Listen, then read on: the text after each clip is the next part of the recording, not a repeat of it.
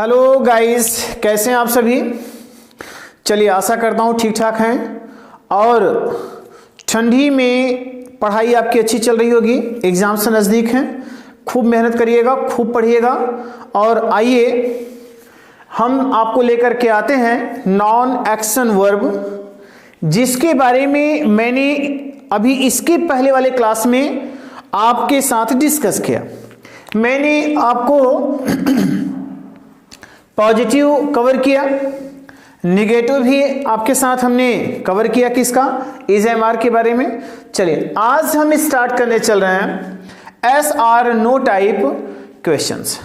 S or no type questions. चलिए हम ये देखते हैं कि yes or no type questions कैसे होते हैं। तो डियर, इसमें ध्यान रखिएगा, मैं इसमें बेसिक स्ट्रक्चर लिख रहा हूं, जिसे हम शार्ट में बोलते हैं क्या? बीएस। ठीक है, आइए हम इस बेसिक स्ट्रक्चर के बारे में देखते हैं। तो ध्यान रखेंगे कि सबसे पहले आपको क्या करना है, इज एम आर का प्रयोग करना है।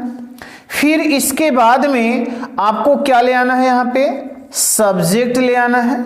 फिर आपको ले आना है क्या? एडजेक्टिव,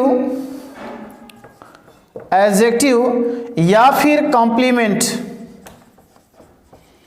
कॉम्प्लीमेंट, और प्लस लास्ट में आपका क्या हो जाएगा? क्वेश्चन मार्क हो जाएगा। प्लस आपका क्या हो जाएगा? क्वेश्चन मार्क हो जाएगा। ठीक है, अब आइए जरा देखते हैं।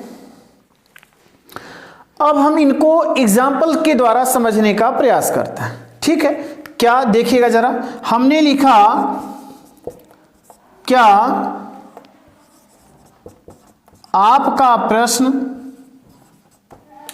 क्या आपका प्रश्न बहुत आसान है? क्या आपका प्रश्न बहुत आसान है? ठीक है, चलिए ये हमें सेंटेंस मिला।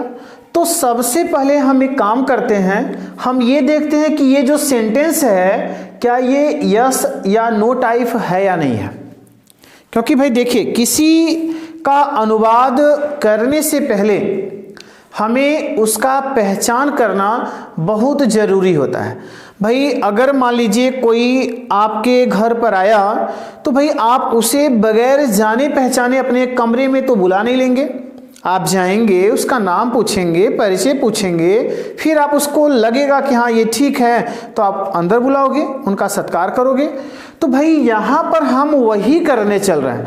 हम इनका अनुवाद तभी करेंगे जब हम ये देख लें कि ये आखिर हैं कौन, ये आखिर हैं कौन। तो चलिए इनसे हम बात करते हैं और पूछते हैं।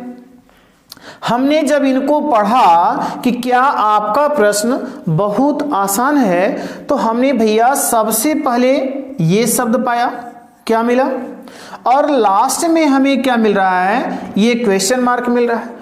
तो ये क्वेश्चन मार्क और यहाँ पे क्या शब्द मिला, और इन दोनों को देखने से हमें दो चीजें क्लियर होती है। एक बात तो ये क्लियर होती है कि भैया यहाँ क्वेश्चन मार्क है, इसका मतलब ये इंटेरोगेटिव सेंटेंस है।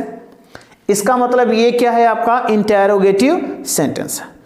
अब इंटेरोगेटिव में हमें ये चेक करना है क्या ये यस या नो टाइप है या नहीं, यस या नो टाइप है या नहीं। तो ये यस या नो टाइप कहते किसे हैं? यस या नो टाइप कहते किसे हैं?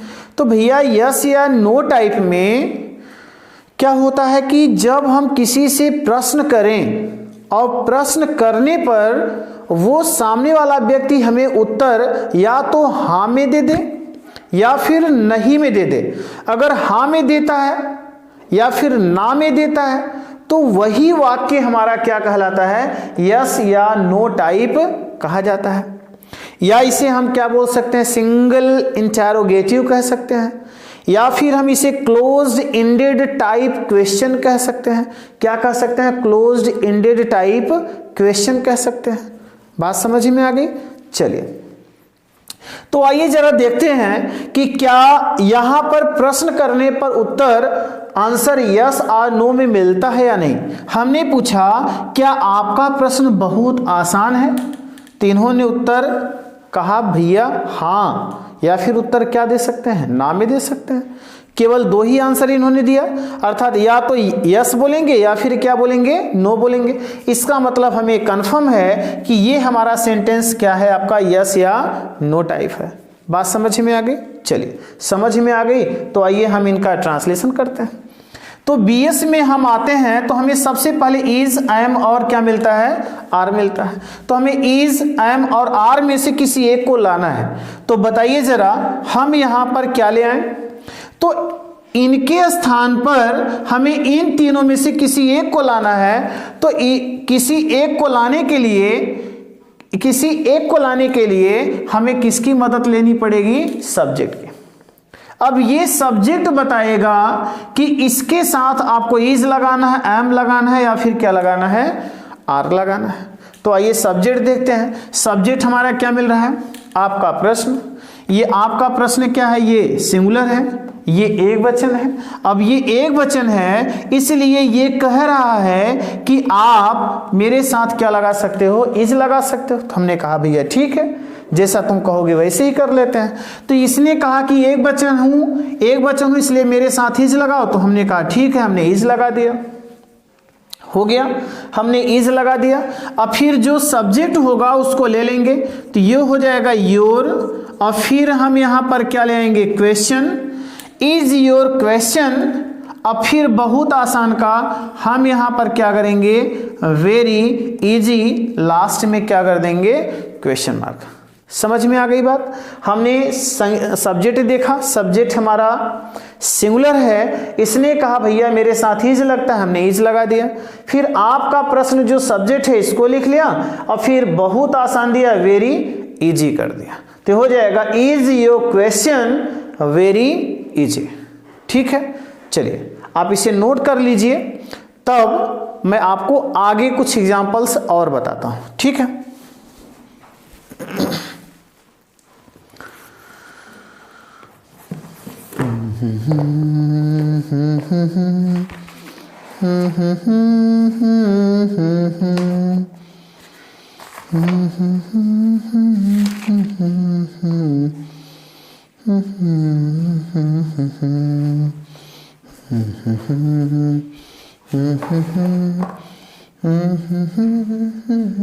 चलिए हो गया।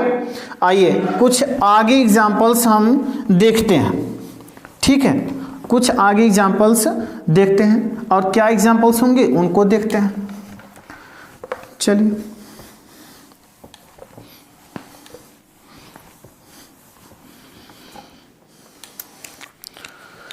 देखिए मैं यहां पर लिखूं, क्या वह एक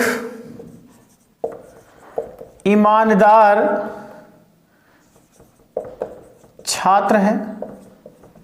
क्या वह एक ईमानदार छात्र है?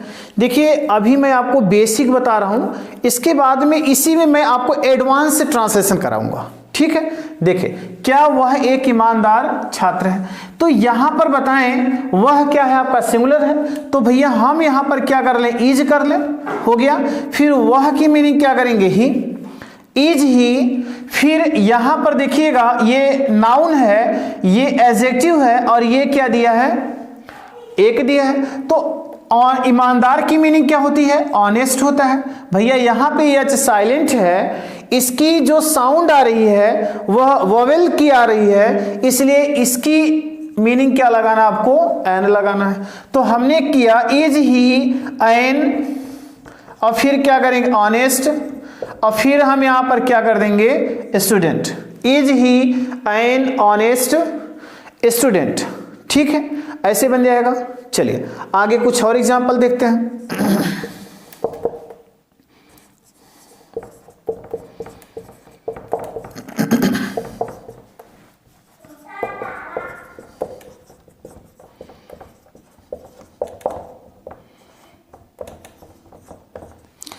क्या हमारी योजनाएं आपके लिए उपयोगी है?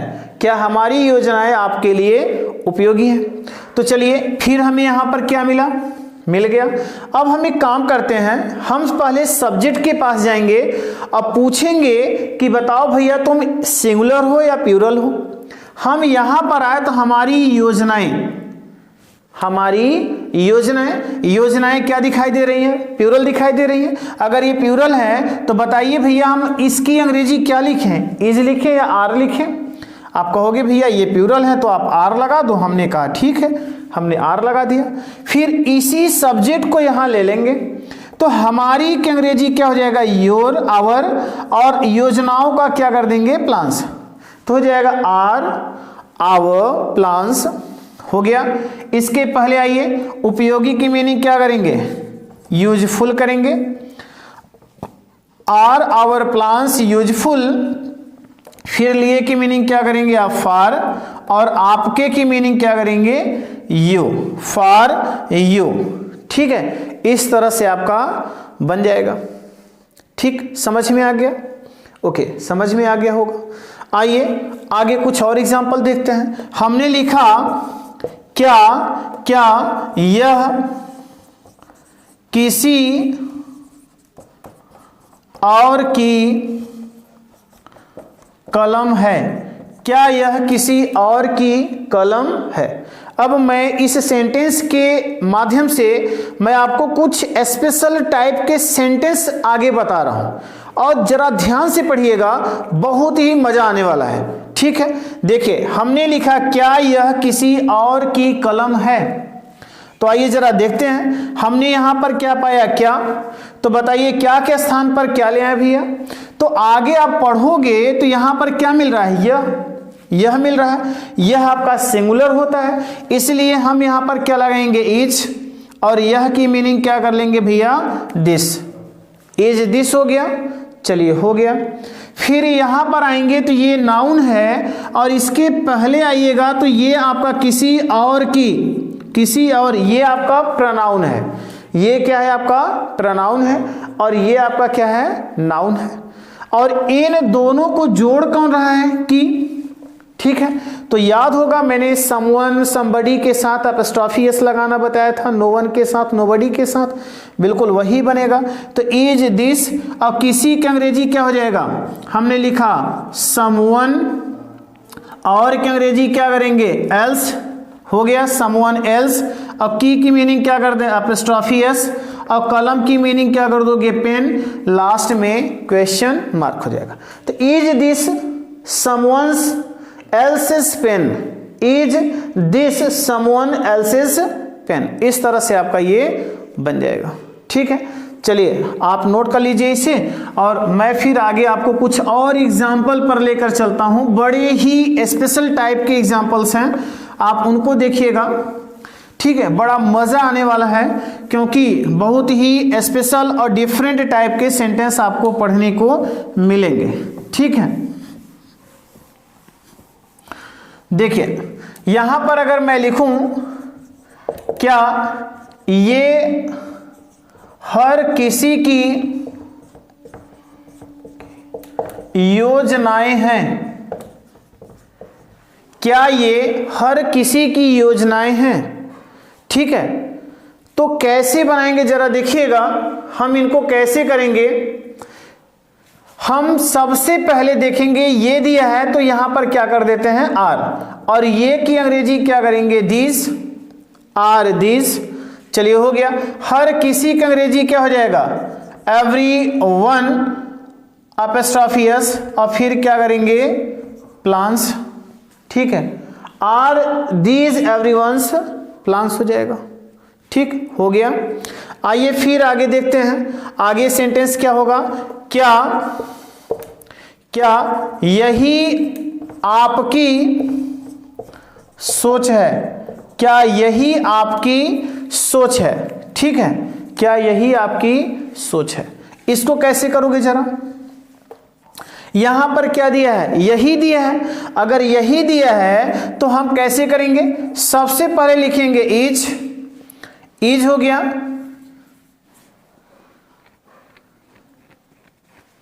इज हो गया।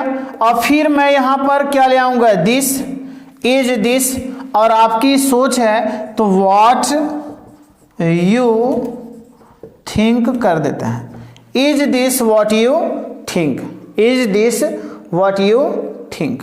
ठीक है, ये पूरा का पूरा हमने क्या बना दिया, इसे नाउन बना दिया। आपकी सोच की मीनिंग क्या लिखा, व्हाट यू थिंक, ये आपका क्या हो जाएगा, नाउन क्लॉज हो जाएगा, नाउन हो जाएगा। ठीक है, इतनी बात क्लियर हो गई।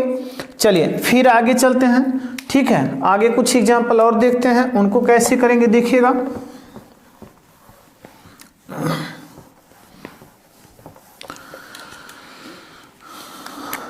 देखिएगा, क्या आपके सफल होने की संभावना अधिक है? क्या आपके सफल होने की संभावना अधिक है? या फिर मैं लिखूं, क्या आपके खेलने की संभावना कम है? क्या आपके खेलने की संभावना कम है? चलिए बनाते हैं।